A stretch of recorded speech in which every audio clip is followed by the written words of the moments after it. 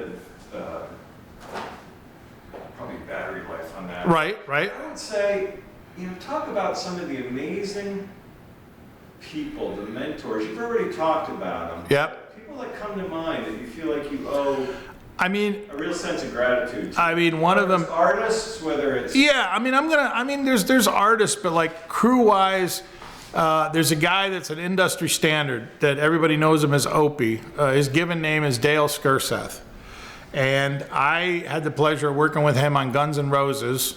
And that was his first, I think, production manager job. Sorry, Opie, if I'm wrong, but I kind of remember that. And that was on the Illusion tour. Now, I came in on that as a support act with Soundgarden in end of 91. And then when, Izzy had left and Gilby Clarke came in to play guitar.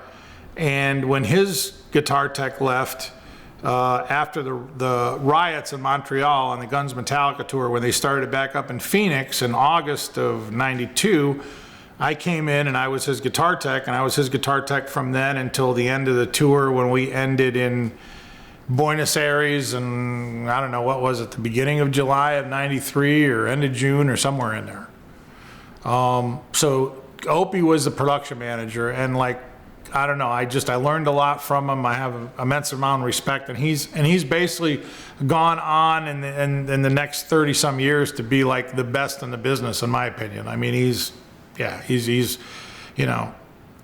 and it was interesting because I happened to, we played in Phoenix not too long ago with the band I'm working with, last week or whatever, and he lives there, and he was home and he came down, and then he reminded me of a story in Argentina where at that time we had a chartered, I think it was a DC-10, and the band and crew were on it, and we fly into Buenos Aires, and of course the band kind of did a side door to avoid all the paparazzi, right? So of course the crew walks out into all the paparazzi. They don't want to see us, they want to see the band, so they're not happy and whatever.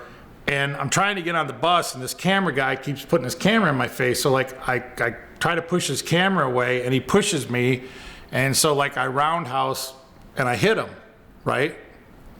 And whatever, you don't like to do that, things happen. Again, I was a much younger man, and so we get on the bus, and then the next day myself and the keyboard tech are out walking on, there's a street in Buenos Aires called Florida Street. It's like a walking street. So we're walking down it, and we're getting really weird looks, right? It's kind of what the hell's going on? Why are they looking at us so weird? So we're looking for a coffee. So we walk into this little place, right, to get a coffee, and it's got it's really nice. It's got a kind of like your counter, a little bit of a higher, you go in to get your coffee, right? And the guy looks at me, and he's just looking. And I'm just finally, I'm what? And he reaches under the counter and he pulls out a paper and he puts it on top, and there I am on the front cover hitting this guy at the airport.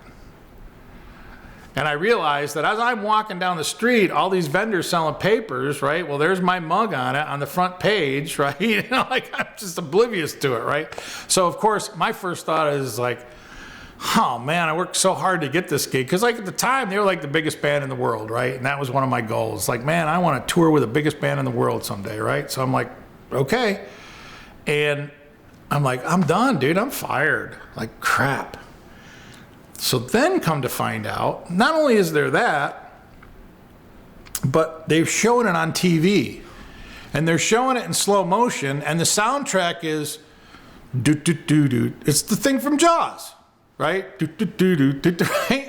And I'm but thankfully, I guess the band obviously was okay with it because I kept my gig. But yeah, I had forgotten about that, and Opie reminded me of that. And just that whole South American run was kind of cagey. We played Caracas, Venezuela, and as soon as the band and crew had flown out, Chavez had his first military coup. And it trapped all our gear there, right? So now we're supposed to go to Bogota, Colombia, and play 2 shows, and it's Thanksgiving. And so now we don't have any gear, and Opie's got to call the U.S., and he's trying to find gear and get it to Miami, and then fly it out of Miami to Bogota to do the show. And then the roof, the outdoor roof that we had on what was supposed to be the first show day, it fell in, it collapsed. So thank God nobody was there, nobody was gigging, right? So then we get to what would be the second show day, right? Well, we're just going to end up playing one show now. And of course, all the kids from the first show show up, plus the kids from the second show. And then, you know, I think all those kids from the first show ended up coming in. So the stadium capacity, I want to say, was like 60. So we had a lot of extra kids there. And I think it was like, if it wasn't the last day of November, it was close. And I know I'm going to sound like I'm coming up with this great story, but to my memory, as soon as we pushed Axel, I didn't, but as soon as they pushed Axel's piano out to do November Rain, it started raining. And it pissed down, okay? Like, my guitar tech area was just stage right of the drum kit, and it was in what we call the underworld, right? So there was Gilby's Vox AC30 amp line, and I was upstage of it behind it, but then over me I had these decks, right? Because we had this elevated walkway that went around the upstage of the stage and came up on both sides, and Axel would go up there, and the singers would be up there, and the dancers and whatever. It was raining so hard, the water was pouring down. The decks are 4x8 decks. There's through the seams. So I had like my guitars lined up here and my amp lined up here, and the water is it's just pouring down on each side of them, right? And then like my Vox AC30s, right? They're just flooding, right? Thank God I didn't use the top ones. We just used the middle row of 3 with Gilby, and he'd come back and he'd give me a guitar, and I'd literally like have to turn it over and like try to shake the water out of the pickup cavities, right? Because it was, and those guys, to their credit, they played four songs, and then went, this is too much. But in my tenure with Guns N' Roses, anytime they did not play Paradise City, there's going to be a riot. And there was a riot. And it was like one of those riots. It was huge, but nobody in the U.S. heard about it because it was in South America. I mean, like, it looked like a war zone out there after the show, right? I mean, there's like dead horses, there's cars turned over, there's fires going. I mean, it literally did, but nobody in the U.S. heard of it. My wife didn't hear about it. I like called her. I'm like, did you hear about what happened in Bogota? She's like, what happened in Bogota? Okay. And this was in, like, you know, the cocaine cowboy days still, right? Like, I remember hearing bombs going off in Bogota, right? And I think we go back to the hotel and we get this call, like, I want to say 2 in the morning, grab your shit, we're leaving. So then we go to the airport, and then there was some schism with the plane because Bogota, I think, is like 8,000 feet. It's high, right? So like the plane couldn't take off and they had to do something to the engine. I don't know, but I was just glad to be gone. And I've been back to Bogota. It's not that it isn't a beautiful city, but like now seems like there's a lot less pressure that, like, I mean, all that cocaine shit may still be there. You just don't like see it and hear about it like you did back then, you know? And you know, from there we went to Chile and we played in the stadium where like, they killed all the people and then like buried them in the pitch, right? To the best of my knowledge. And like we were like going through our gear, we were in like the ring around the stadium, right? And you could still see in the walls where, at least in my humble opinion, they'd shot people, because you could see like bullet holes, you know. I mean, I know what a bullet looks like, having been a farm kid and shot enough, you know, rounds into stuff I shouldn't have, like walls and stuff. I know what it does to a concrete wall, and that's what it looked like. So that was like eerie.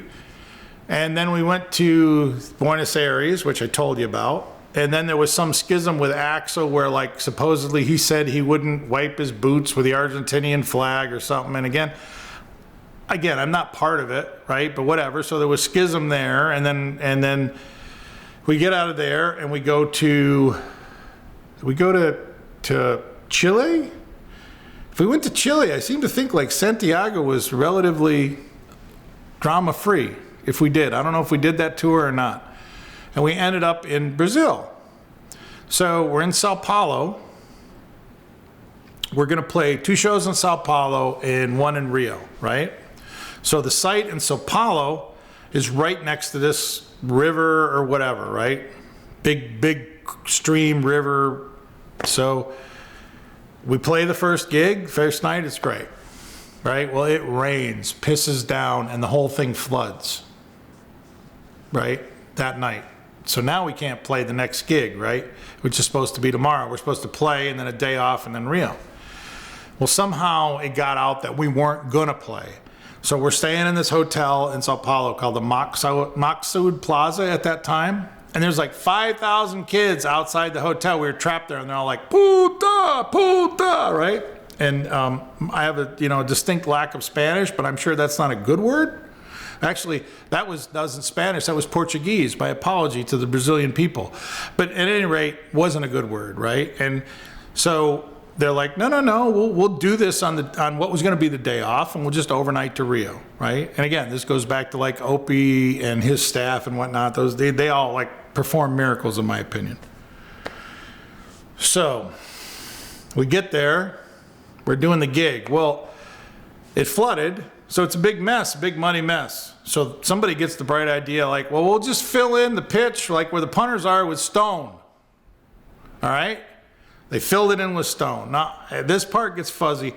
I don't know what happened, but we didn't play Paradise City. I know that happened. I don't know what caused that, right?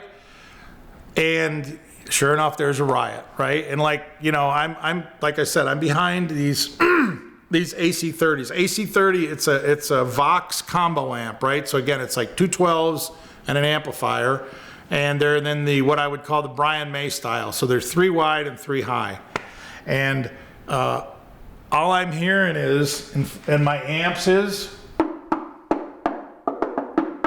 rocks hitting them, and I'm like thinking, oh man, I'm not going to have anything left. And surprisingly enough, I only had like a couple nicks in the grill cloth, but they were just heaving these rocks. You'd hear them hitting the cymbals and everything else. So, but somehow we got out of that, and then we went to Rio, and Rio was rather uneventful, and came home for Christmas.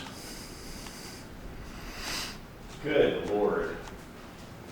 But it's not just, I mean, there's other guys besides Opie, like the guy that I've worked with since 2011, Narciso Martinez, or as I call him, Narcy.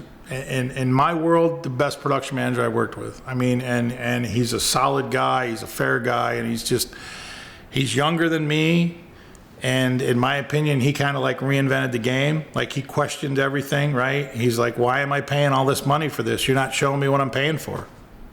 Why? What's going on? I want to see what this costs and this costs and this costs. I don't want to just see this lump sum, right? So, I mean, he's very knowledgeable, pays attention to gear and whatnot, and, I owe a lot to a guy by the name of Bill Ramey. Like, he took me in when I, again, kind of like Mark Sokol, thought I knew everything and I didn't. Gave me my first gig as a carpenter, gave me my first gig as like a stage manager. So again, another guy I owe a lot to. I don't know. There's people out there, but I guess those 3 names. There's a lady who was the production coordinator on Guns, Lori Tierney. That is to this day the best person I've ever seen in the office doing that job. And no disrespect to the people I work with now or work with in the past, but another production manager said that he called her the template, because that's what everybody else should be based off of. So hats off to her. That camera died. Got it. Oh, incredible. Oh. The only other guys that travel as much as you would be like special ops. Yeah. It's kind of like being in the military minus the getting shot at.